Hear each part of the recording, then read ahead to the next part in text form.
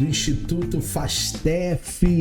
Estamos de volta para a nossa aula de número 3, uma aula muito importante que nós teremos hoje sobre introdução à sociologia.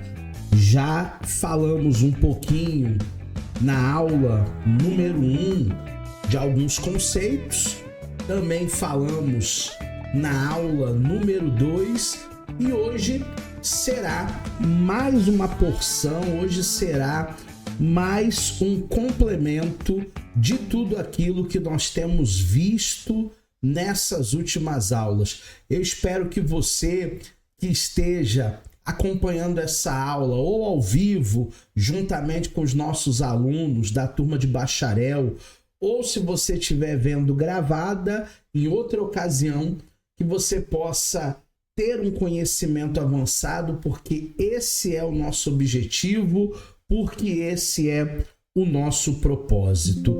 Começando falando sobre a religião da humanidade.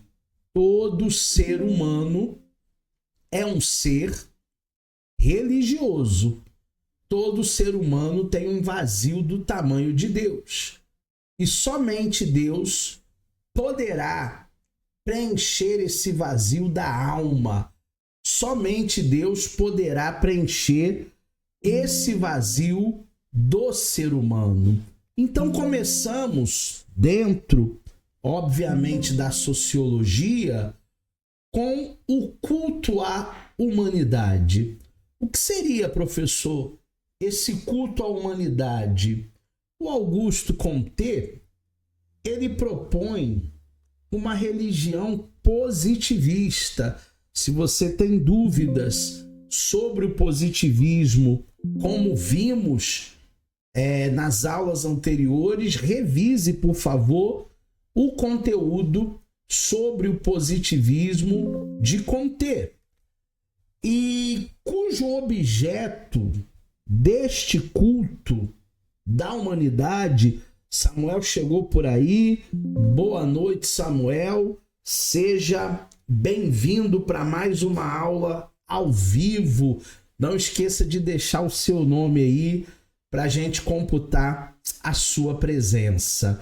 Então, esse culto à humanidade proposto pelo Augusto Comte, ele propõe uma religião positivista, cujo objeto desse culto é a própria humanidade. Não é um culto cristocêntrico, é um culto antropocêntrico, onde o homem ele está no centro, através da veneração dos motivos, principalmente os filósofos e os cientistas. Essa religião seria uma base política positiva, na medida em que os sacerdotes, os sábios, deveriam inculcar na sociedade esses princípios morais. E esse termo que a gente usa, né, inculcar, ele é um termo muito usado na sociologia, porque esse inculcar é justamente você trazer uma nova postura, trazer uma nova cultura, trazer novos hábitos, trazer uma mudança de comportamento, de mentalidade. É o que nós chamamos também de inculturação. Então, esses líderes, esses sábios, essa religião aonde a humanidade está no centro, ela é totalmente voltada para o antropocentrismo. Temos ainda a vida e a obra de Karl Marx. Nós falamos do Comte na aula passada, hoje vamos focar mais no Karl Marx, e na próxima aula, provavelmente nós vamos ter uma aula grande aí sobre o Émile Durkheim. Karl Marx, ele é considerado o pensador do século XIX, um dos maiores expoentes do século XIX. Ele nasceu em 5 de maio de 1818 em Trier, que é uma cidade situada ali na fronteira da antiga Prússia Remana com a França. Karl Marx, ele foi um dos principais pensadores do século XIX, como eu já disse, um expoente, e ele foi o fundador do socialismo científico.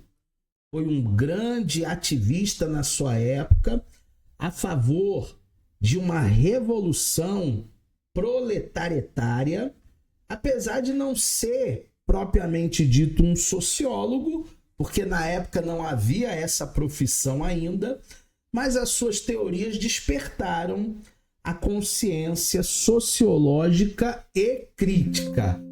Karl Marx, ele acaba mexendo num vespeiro, porque a sociedade ela estava tão acostumada com essa divisão de classes, né? A classe mais abastada, mais rica, a classe dos burgueses, e a outra classe que era a classe dos escravos, dos proletariados, aqueles explorados, digamos assim. O Karl Marx ele tenta trazer um novo pensamento social, um pensamento voltado para o ser humano, com as suas demandas, com as suas necessidades, com aquilo que verdadeiramente o ser humano precisava ter, né, uma empatia de olhar para o outro como um igual. A teoria prática do Marx, teoria e prática, é uma das principais características do pensamento marxista. É o que nós chamamos na sociologia de praxis. O que é a praxis? Nada mais é do que um gabinete teórico aonde se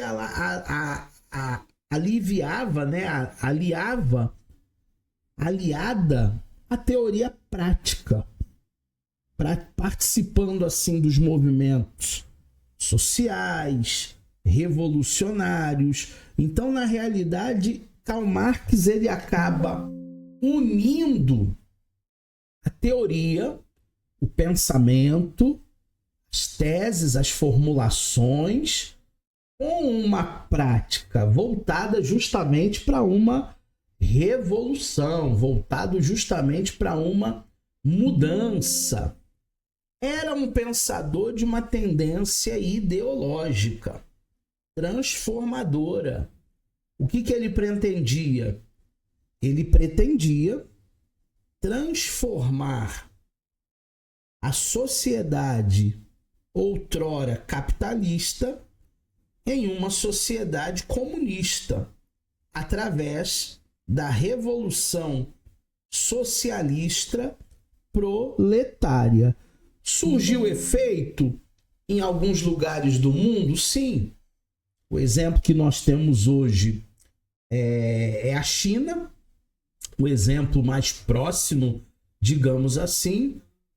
Outrora, nós temos o exemplo da antiga União Soviética e, verdadeiramente, esse pensamento teórico prático, essa via, né, teórica prática, ela tenta viabilizar uma sociedade mais justa, pelo menos na teoria.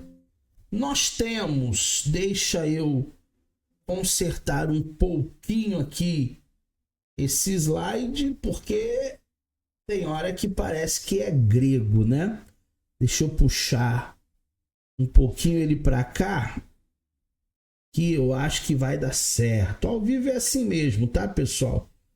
Tem hora que o slide sai um pouquinho aqui daquilo que a gente formatou, mas por isso que a gente consegue em alguns minutinhos aí até consertar. Tá consertado. melhorou aí, pelo menos num primeiro momento. Então, baguncei de novo. Eu sou aquele que bagunça toda hora. Vou voltar aqui porque novamente mudou a minha fonte sem eu ter alterado absolutamente nada. Diz o Samuel aí, Ctrl Z, Ctrl Z. Nós temos as principais obras do Karl Marx. As principais obras do Karl Marx é a Sagrada Família, de 1845, a Ideologia Alemã, de 45 e 46, o Manifesto do Partido Comunista, que vai falar da miséria da filosofia, as lutas de classe na França, de 1850 a 1859, o 18 Brumário de Luiz Bonaparte, de 52 a 55, e talvez a sua obra mais icônica seja o Capital, de 1867. Essas são as contribuições de Marx para a sociologia. Depois você pode até se aprofundar querendo em cada uma delas. Muitas têm em PDF, algumas em domínio público, outras você vai ter que adquirir, vai ter que comprar, mas vai te dar uma base muito boa daquilo que ele tentou fazer. Vamos falar agora, mais uma vez, eu preciso adaptar aqui para você ver até mesmo a figura aí das bases aí. Opa, deixa eu levantar um pouquinho aqui. É que hoje eu não estou usando a tela cheia, então toda hora tem que ficar ajustando. Com a tela cheia já é bem melhor. Infraestrutura e base e superestrutura. Então vamos ver o que Marx fala sobre a infraestrutura, o que Marx fala sobre a base e o que Marx vai falar sobre a superestrutura. Começando pelas condições materiais que eles tinham naquela época, Marx considerava que não se pode pensar a relação do indivíduo e da sociedade separadamente das condições materiais em que essas relações se apoiam. Para ele, Karl Marx, as condições materiais de toda a sociedade condicionam as demais.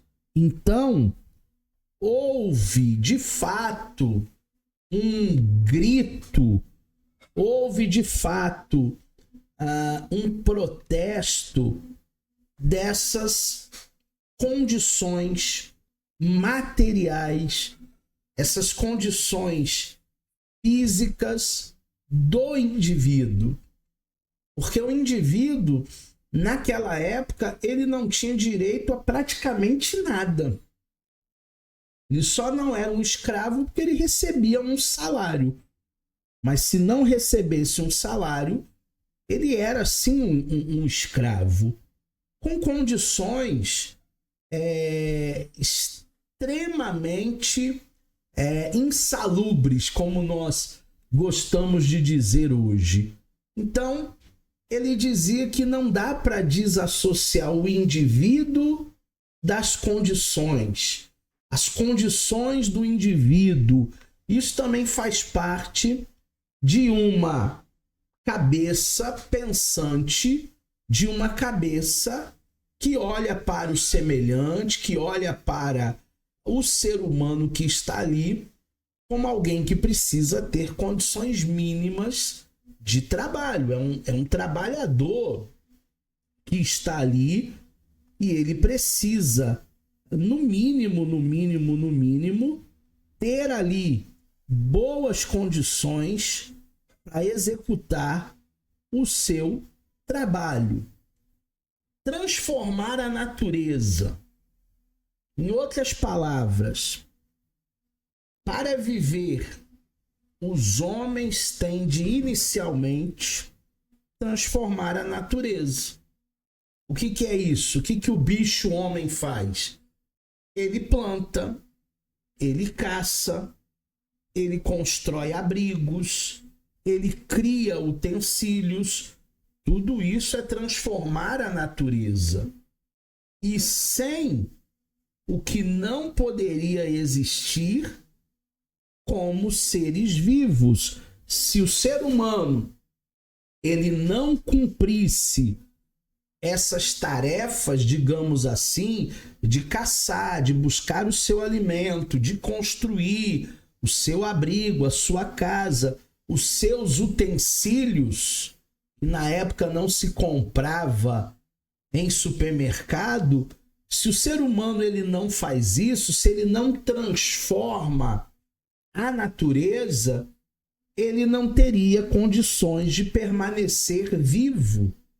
E seria uma presa fácil dentro de uma cadeia aí de seleção, e por causa dessa seleção que nós chamamos de seleção natural, o ser humano, infelizmente, acabaria sendo destruído, acabaria com a sua própria existência.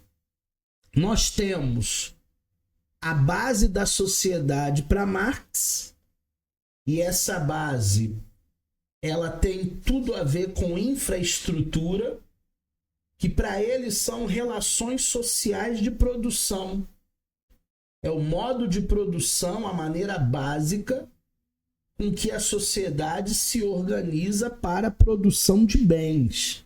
Então, essa infraestrutura nada mais é do que a posteriori, com a Revolução Industrial, esse crescimento econômico, essa linha de produção e essa condição para que o homem desenvolvesse assim sua função, para que o homem desenvolvesse assim o seu trabalho, para que o homem tivesse uma boa base de produção de bens. Por isso, o estudo de qualquer sociedade deveria partir justamente das relações sociais, de produtos que os homens estabelecem entre si no processo de produção. Essas relações sociais de produção, elas são a base, elas são a infraestrutura. É o modo de produção, é a maneira básica como a sociedade se organiza a produção de bens. Quem é que produz esses bens? Trabalhador. Quem é a engrenagem de uma indústria? O trabalhador. Só que o trabalhador, muitas vezes, ele não tem condições financeiras para comprar o que ele produz. Vamos colocar, por exemplo, um trabalhador que atua na linha de montagem de carros de luxo, carros importados. Ele trabalha ali há algum tempo, mas talvez ele não tenha condições de entrar numa concessionária e comprar um carro que ele produz. Olha que contrassenso. Ele é um trabalhador, ele produz o carro, ele importa exporta para outros países, mas ele mesmo não tem condições de dirigir aquele automóvel que ele produz. A superestrutura, para Karl Marx, repousa sobre a base e tem que refletir a sua forma.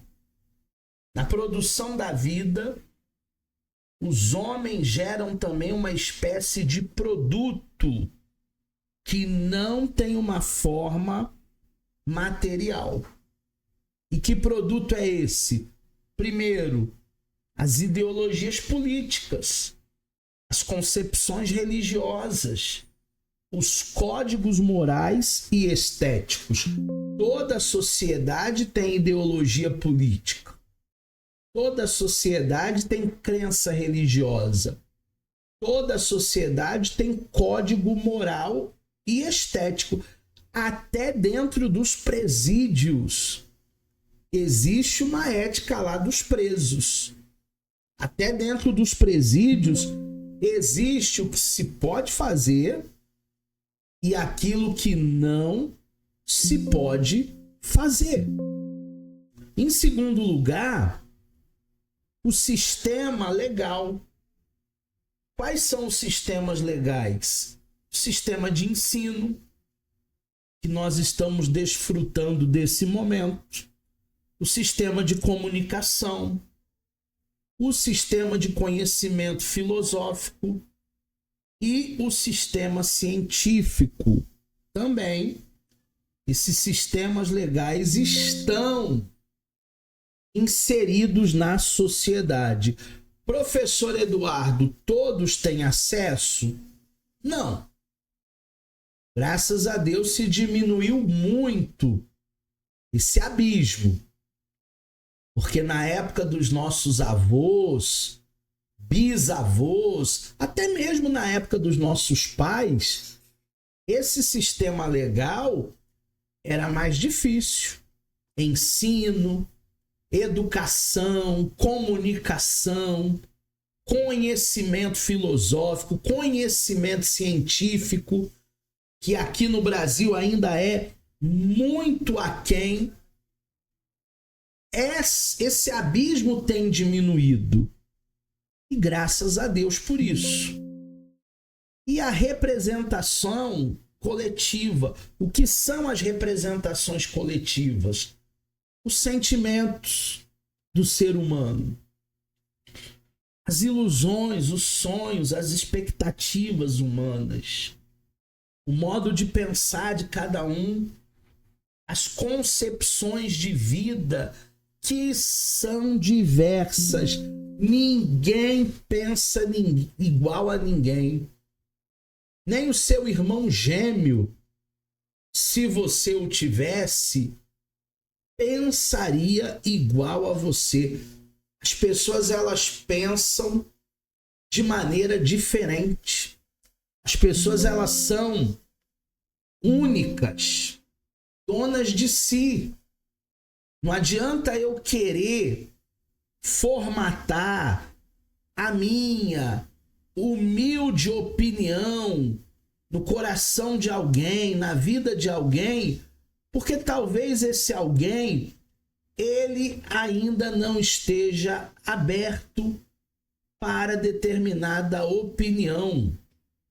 Existem pessoas que têm uma mente muito fechada, parece que tem aquele tapa-olho do cavalo. Tem um nome específico, mas eu não lembro agora. Os alunos na aula presencial sempre me falam daquele sistema. Existem muitas pessoas que são assim. Eles não conseguem ter uma visão holística, ampla, visão do drone. Eles são limitados nos seus conhecimentos. Tem o que nós chamamos de a mente fechada. Tem muita gente que tem a mente fechada. Produção. A raiz da estrutura social.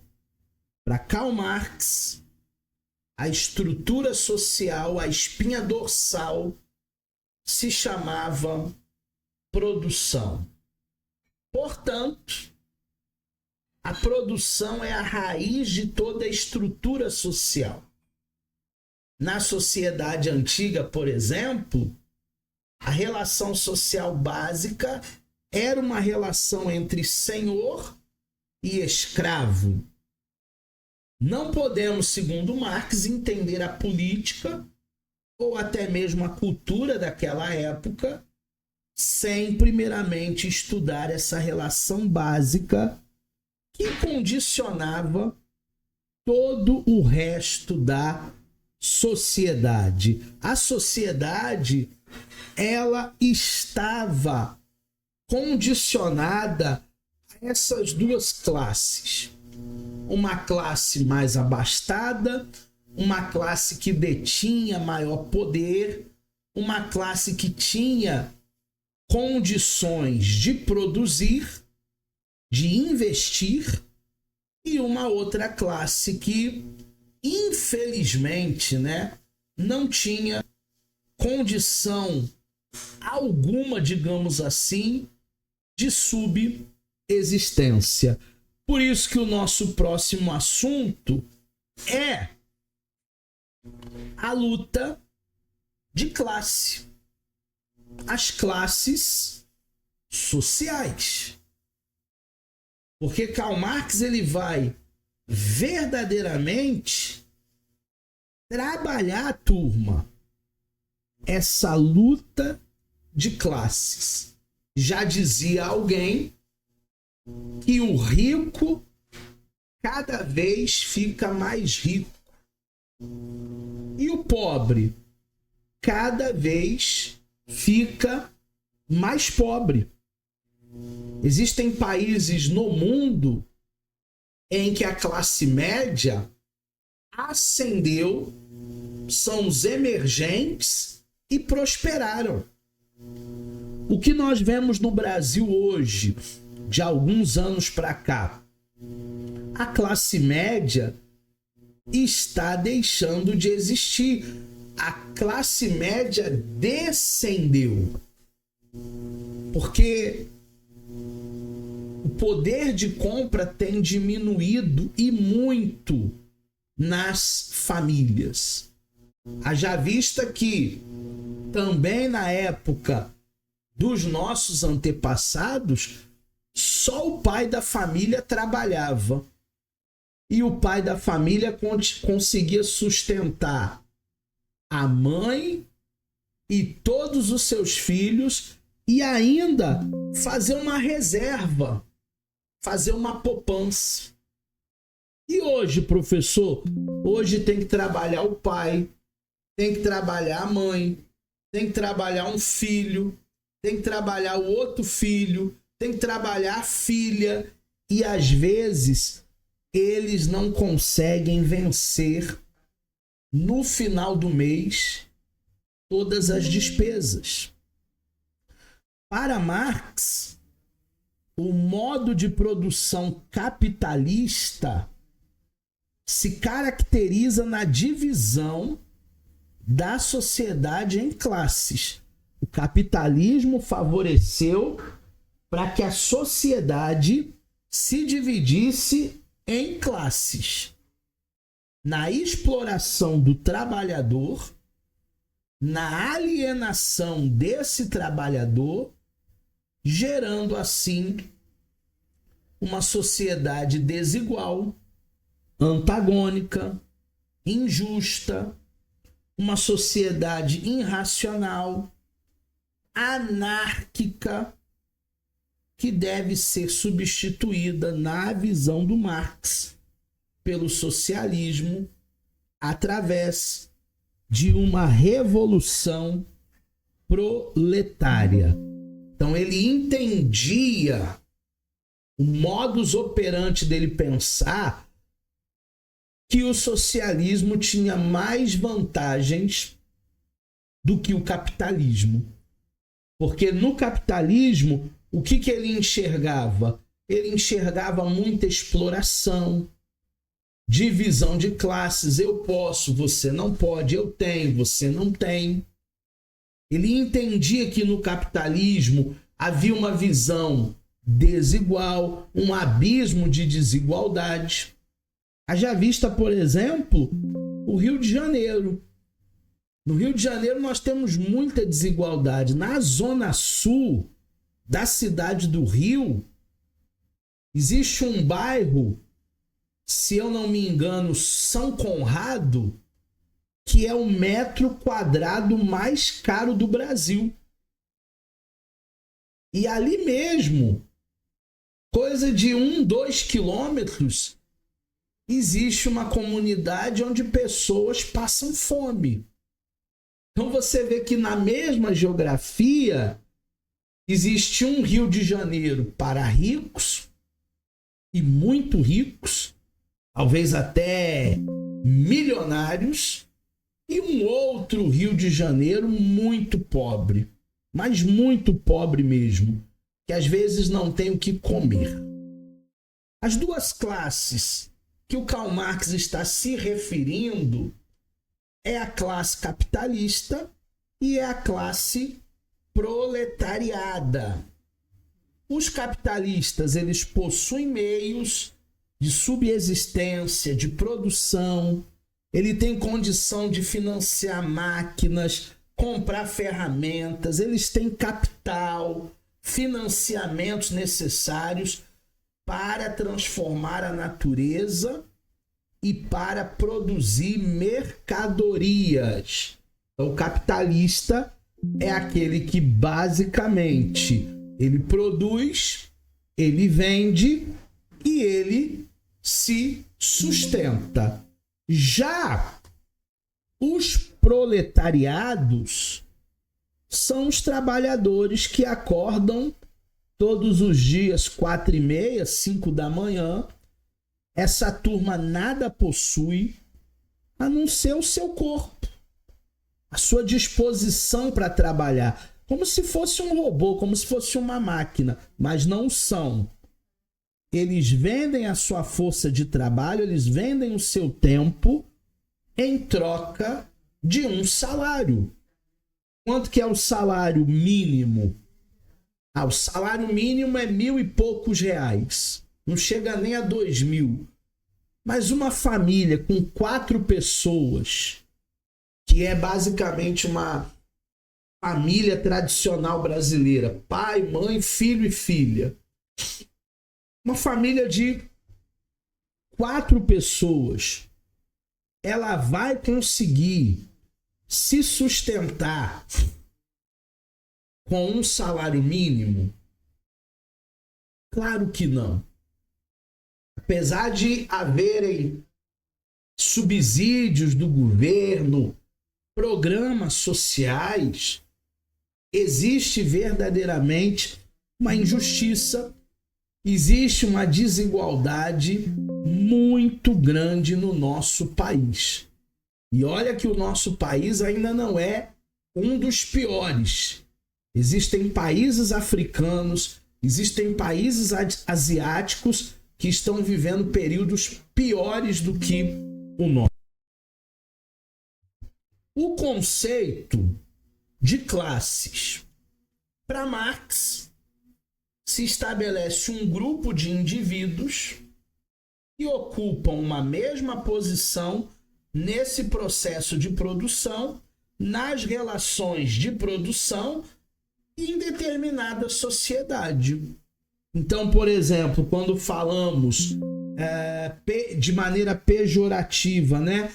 Aqueles trabalhadores ali são peões.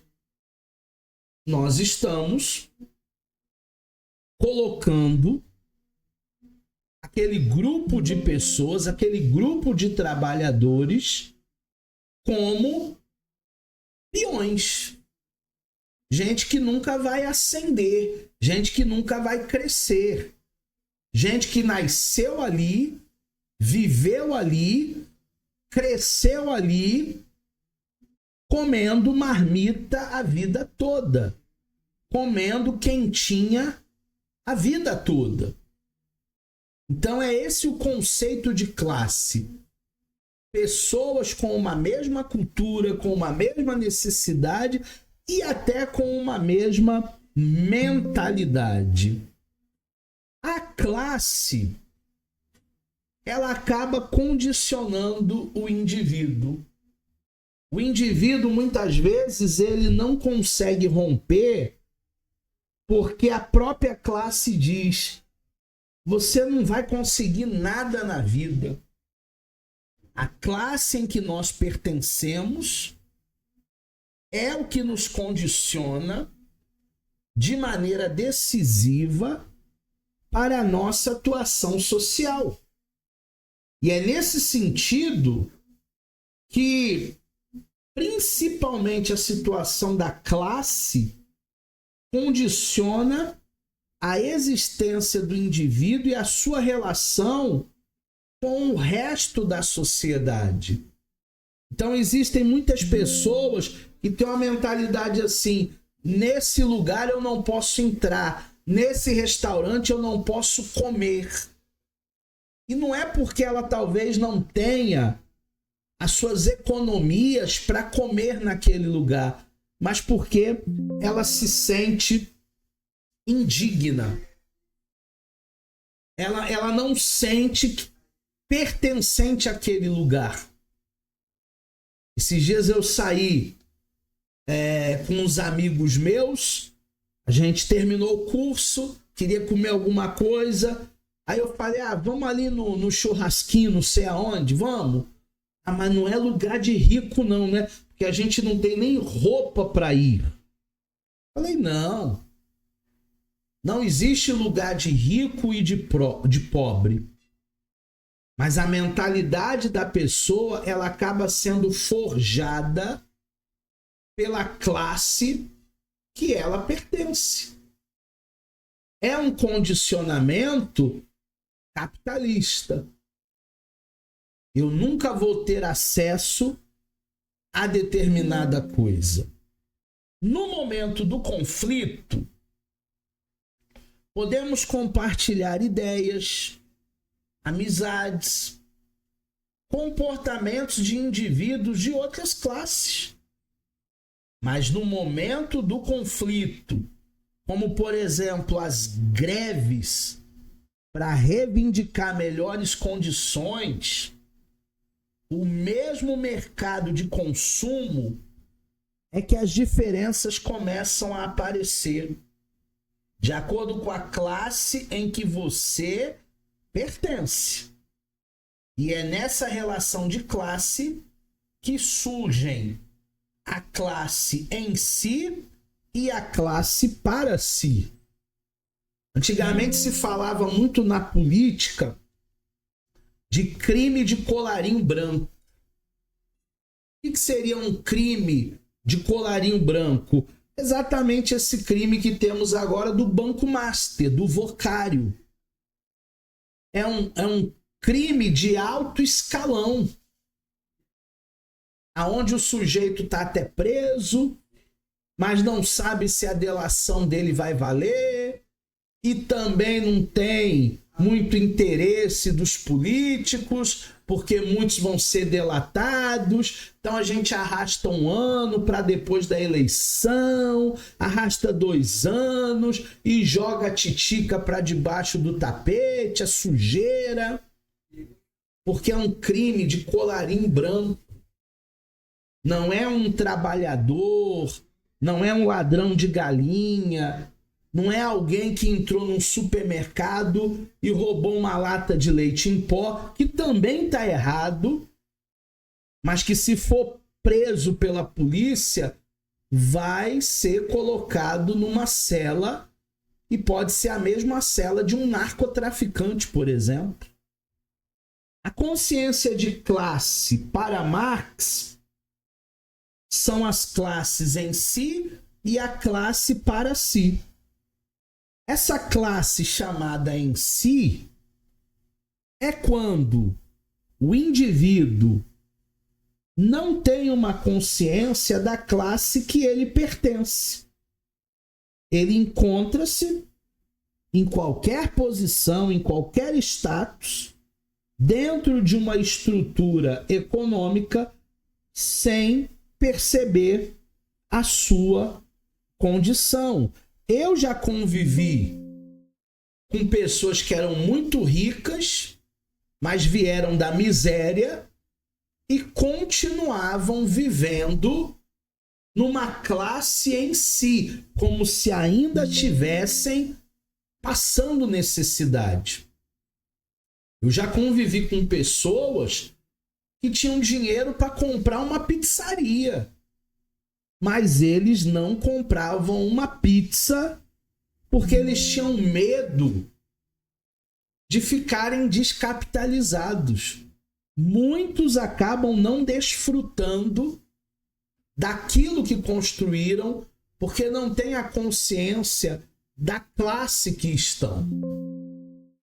E a classe para si é quando uma pessoa tem justamente essa consciência. Ela assume a sua posição política, ideológica, e ela vai agir em defesa dos interesses da sua classe. Aconteceu com Moisés lá no Egito. Ele pensava que era filho da filha do faraó. Quando ele descobre que era hebreu, ele entra em crise. Eu não sou um lorde. Eu não sou filho da filha de faraó. Eu sou adotado. Eu sou adotado. O meu povo é escravo. Moisés entrou numa crise, porque agora ele tem a clareza dessa classe para si. Existem pessoas que não têm essa clareza dessa classe para si, e aí ele é pobre, mas quer viver uma vida de rico. Como assim? Ostentando, comprando um iPhone em 18 vezes, em 21 vezes, em 30 vezes, só para mostrar para alguém que ele tem um iPhone de última geração.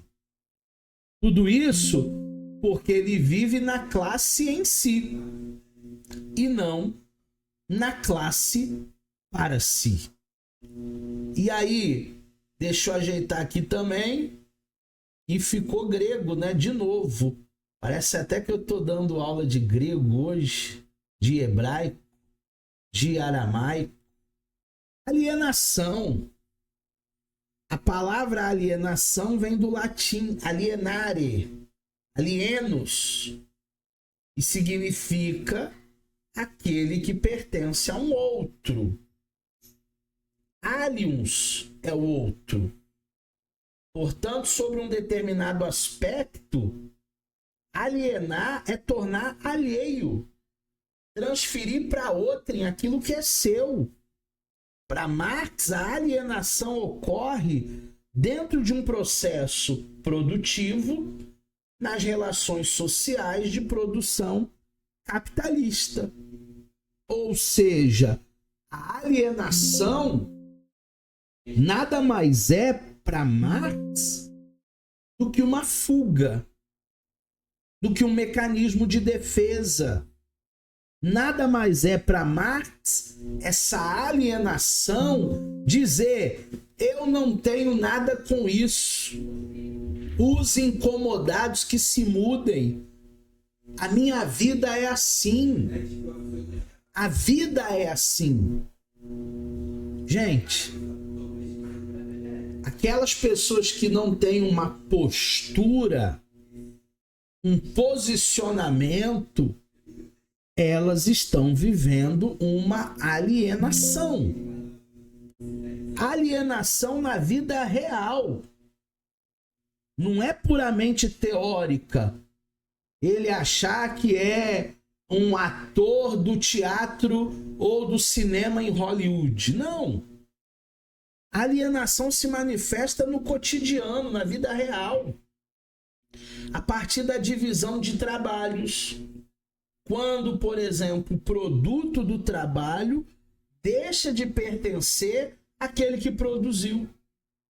A divisão do trabalho na sociedade capitalista torna o homem um ser incompleto e não realizado. Por que que eu sou incompleto numa sociedade capitalista? Por que que eu não me realizo?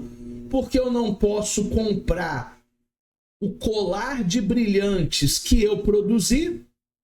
Eu não posso dar para minha esposa aquele colar de brilhantes que eu produzi. Eu não posso comprar um carro importado que eu produzi. Então, existe uma alienação na vida real. Essas pessoas estão vivendo, de fato, alienadas por não poder ter acesso. O operário e o produto. O operário que trabalha em uma fábrica, aquele que produz um determinado objeto, ele não escolhe o seu próprio salário. Ele não escolhe o seu próprio horário. Ele nem escolhe o seu ritmo de produção, que às vezes está frenético. E isso é determinado por forças estranhas. Além de tudo, esse produto que é produzido pelo operário não lhe é reconhecido nem lhe pertence, pois devido à divisão do trabalho ele executou apenas a sua parte da produção e ele recebeu um salário para aquilo. Então ele não vai poder comprar o relógio que ele produziu. Ele não vai poder comprar o microfone que ele produziu. Ele não vai poder comprar o fone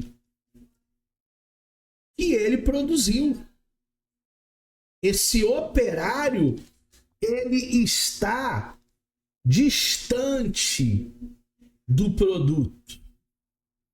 Ele vende a sua hora. Ele vende a sua vida. Ele vende. Ele não escolhe o turno, ele não escolhe o horário, ele não escolhe nem as condições de trabalho. A divisão de trabalho e a indiferença na visão do Marx. Essa divisão do trabalho gera também uma indiferença entre os trabalhadores que executam as atividades diferentes, ficando estranhos entre si. A alienação no processo produtivo vai gerar dois fenômenos.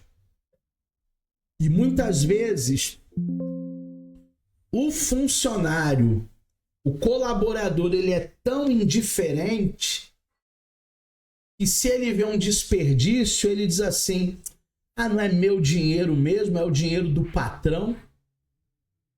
O meu já está garantido no dia 5. Então ele não tem nem a mentalidade da prevenção, da economia. E aí nós temos, nesse processo produtivo, dois fenômenos. Primeiro, fetichismo da mercadoria. O que é isso, professor? Fetichismo da mercadoria. É quando a mercadoria passa a ser mais importante do que o indivíduo que a produziu.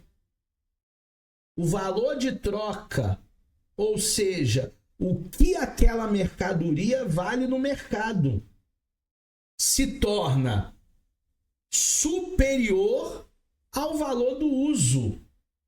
É o que a mercadoria vale por sua utilidade no determinado viés das relações humanas. Então ontem eu estava conversando com a minha esposa e ela disse para mim que existem bolsas que custam 300 mil. Tem bolsa que é valor de um carro, e um bom carro. Mas o trabalhador, ele vai ter condições de comprar uma bolsa de 300 mil? Obviamente que não. Tem gente que vai trabalhar a vida toda e não vai conseguir juntar nem 100 mil, nem 50 mil. Como é que ele vai em um shopping de milionários comprar uma bolsa de 300 mil? Esse fetichismo da mercadoria faz com que o produto seja mais importante do que a própria pessoa, numa mentalidade de que o ter, o status, é mais importante do que o ser. Hoje se dá muito mais valor a coisas materiais que vão enferrujar, que vão acabar, que vão quebrar, porque tem traça, tem ferrugem, deteriora. Se dá muito mais valor o ter, as coisas materiais, do que o ser. A humanidade, ela está trilhando aí, ela está percorrendo um caminho contrário. Reitificação do trabalhador é o segundo fenômeno. Do latim, res é uma coisa. Trabalhador se torna uma coisa. Ocorre quando esse trabalhador se torna um instrumento, um mero produtor de mercadoria, como se fosse um robô, uma máquina. Quando a força do trabalho da pessoa se torna uma mercadoria. Mercadoria essa que pode ser vendida, comprada, trocada por um salário. Então aquele produtor, aquele trabalhador, ele não tem valor nenhum. O que tem valor para mim é se ele produz, se ele dá lucro. Ah, mas ele não está produzindo bem, ele não está desempenhando bem a sua função. Então manda ele embora, troca ele por alguém mais jovem. Ele deve ter uma certa idade aí que já não tem mais capacidade física para produzir como produzia. Troca isso aí. Como se fosse uma máquina. Como se fosse uma coisa, como se fosse algo descartável. Eu uso e depois eu jogo fora, como se fosse um copinho de plástico descartável, como se fosse uma garrafinha que eu vou beber a minha água e depois a garrafinha vai para o lixo. Então o trabalhador, ele se torna uma coisa. É a reitificação do trabalhador.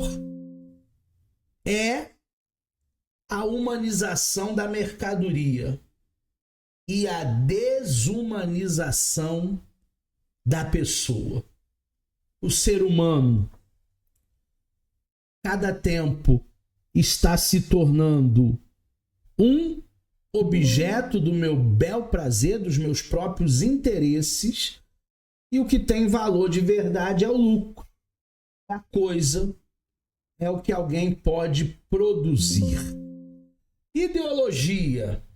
Marx escreve um livro sobre ideologia, o título é Ideologia Alemã, e ali ele se refere à ideologia como um sistema elaborado de representações de ideias que corresponde a formas de consciência que o homem tem numa determinada época. A ideologia, ela é um conjunto de ideias. E a cada época existe uma formatação, existe uma mudança, existe uma alteração. A cada época as ideologias são diferentes. Eu me lembro quando era jovem ainda, tatuagem era uma coisa não permitida até para a vida militar. Se você fosse querer fazer carreira militar, você não podia ter tatuagens. Hoje essa ideologia mudou. Hoje algumas questões na pós-modernidade acabou mudando. Ilusão e realidade. Para Marx, essas representações e ideais são qualificadas como quimeras. O que é uma quimera? É uma forma imaginária, é um sonho, é uma ilusão, é uma utopia. Enfim, é algo que está em oposição às condições materiais da vida real.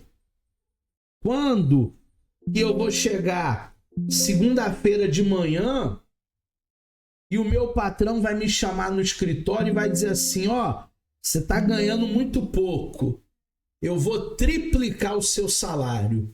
Se você ganha 2.000, a partir do mês que vem você vai ganhar 6. É uma utopia. É uma ilusão, é um sonho para muitos trabalhadores. Eles sabem que vão continuar trabalhando a vida toda dentro dessa engrenagem, dentro desse sistema, e muitos não vão conseguir nem colher os próprios frutos. A inversão da realidade aparece aqui, a concepção de que a ideologia nada mais é do que uma inversão da realidade.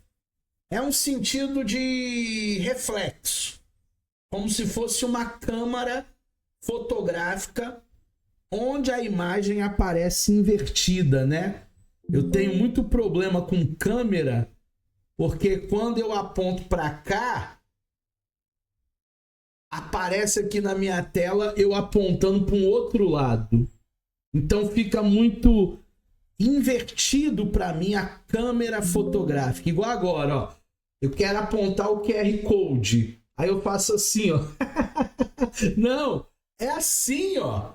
Se você quiser fazer psicanálise clínica com a gente, acessa esse QR Code aí e você vai ter um descontão porque você já é aluno do Instituto Fastef. Então eu olho aqui na tela, tem uma referência do QR Code, mas infelizmente, ó, eu acabo invertendo. É essa realidade invertida que o Marx está dizendo. A existência condiciona a consciência. Não é a consciência que determina a vida. É a vida que determina a consciência. E muita gente vai ter um olhar distorcido, muita gente vai ter um reflexo, muita gente não vai entender a realidade. E outros também querem fugir. Verdade seja dita, né, Samuel? Muitos também vão querer fugir da sua realidade. Eu conheço muitas pessoas que acabam se escondendo, acabam fugindo da sua realidade. Quer ver uma coisa? Pessoas que vão para a igreja frequentemente, numa frequência acima do normal. Ele quer ir segunda, ele quer ir terça, ele quer ir quinta, ele quer ir sábado, ele não perde domingo. Por que tantos dias dentro da igreja? É uma fuga da realidade. As ideias da classe dominante. Para Marx, a ideologia ela é um sistema de crenças ilusória relacionadas a uma classe social determinada. Por isso ele diz que as ideologias dominantes de uma época representam as ideias de uma classe dominante. Então, se a classe dominante, numa determinada época, diz que não é escravidão, não é escravidão. Se a classe dominante diz que não é exploração, não é exploração. E o próprio funcionário, o próprio proletariado, se ouvir de um colega mais próximo, rapaz, não deixa a empresa fazer isso contigo não, eles estão te explorando. E nada, explorando nada, o meu patrão gosta muito de mim.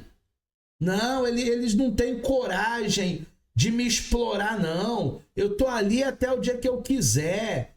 O dia que eu não quiser mais, eu saio de lá e eu vou para um outro projeto, eu vou para uma outra empresa. Você vê que a própria pessoa, ela não consegue se ver, ela não consegue se encontrar fora daquele sistema.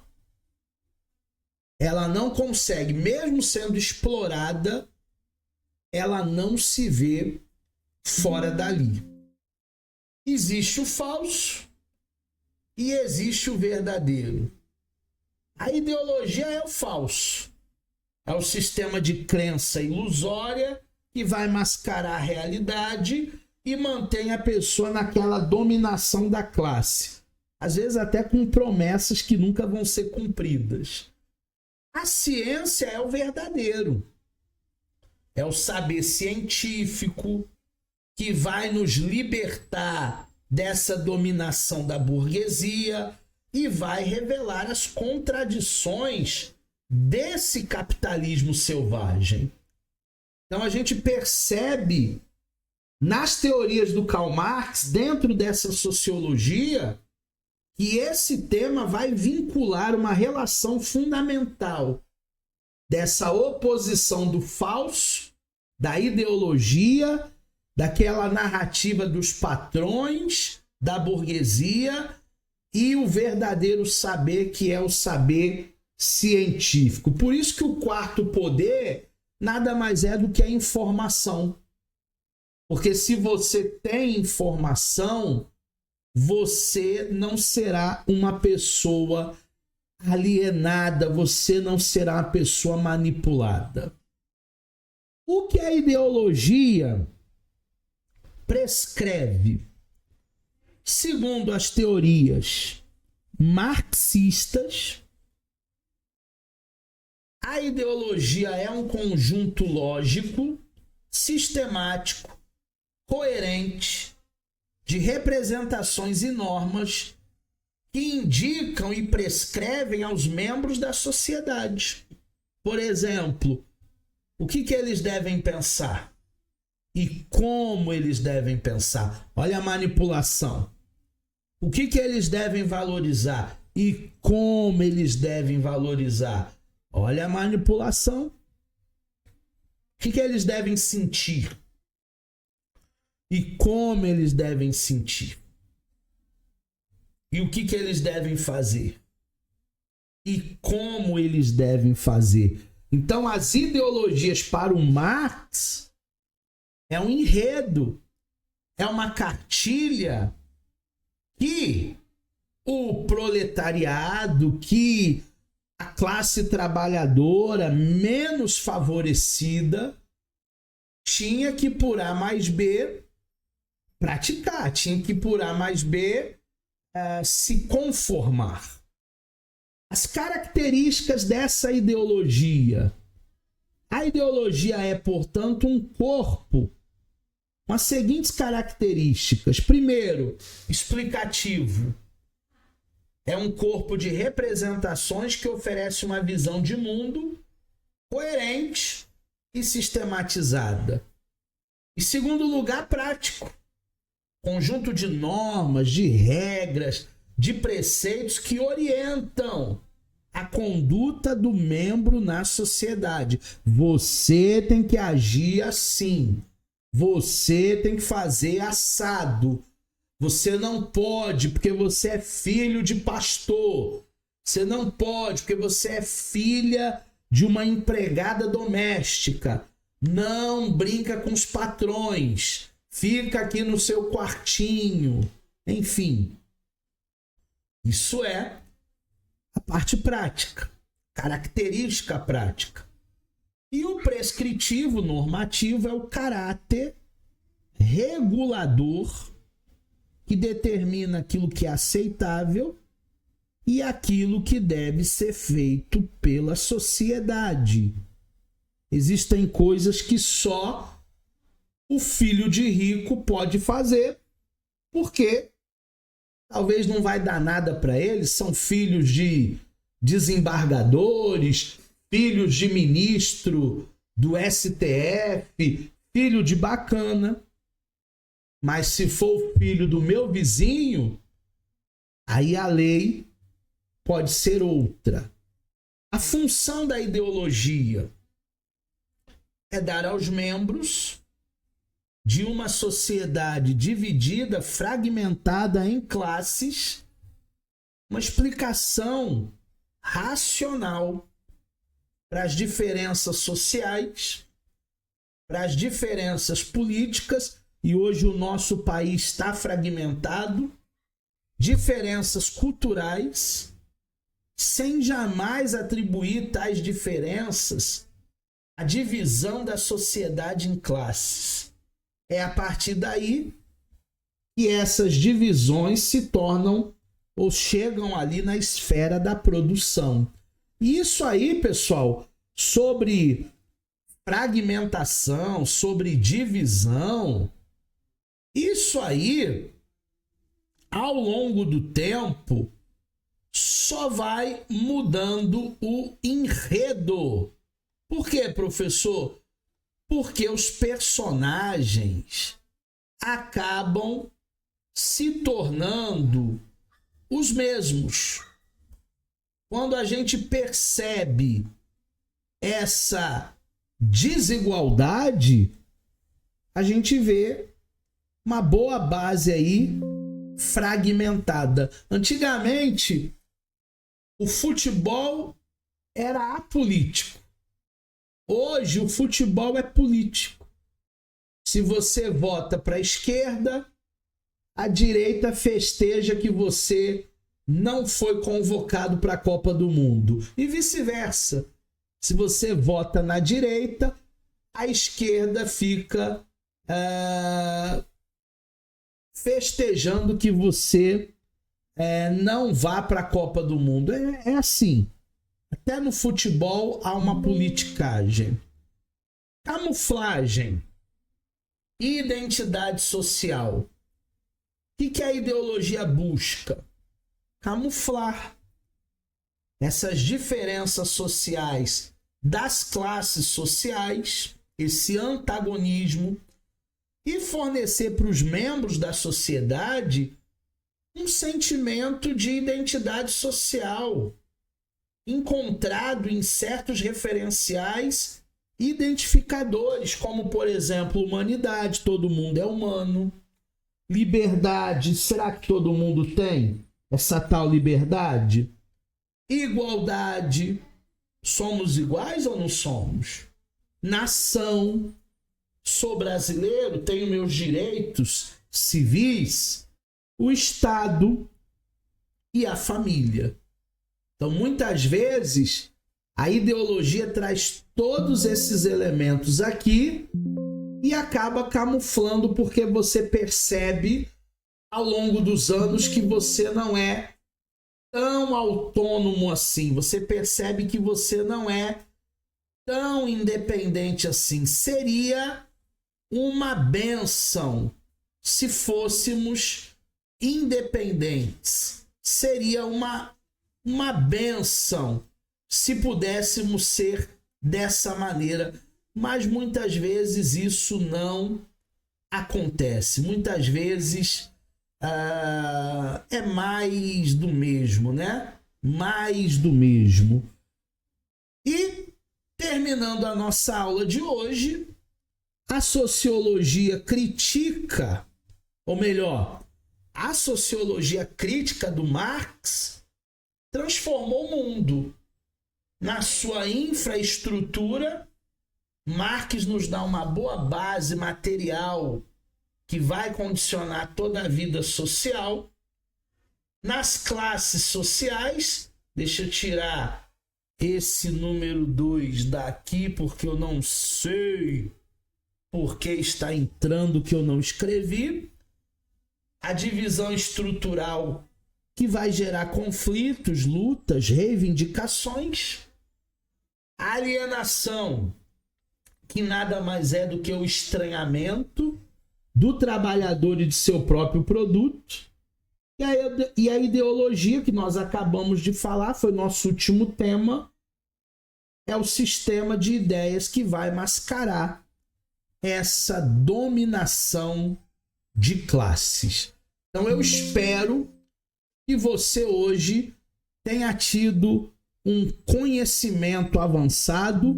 Vou deixar as minhas redes aí, caso você tenha alguma dúvida sobre a aula de hoje, e nos encontraremos na próxima aula de Sociologia.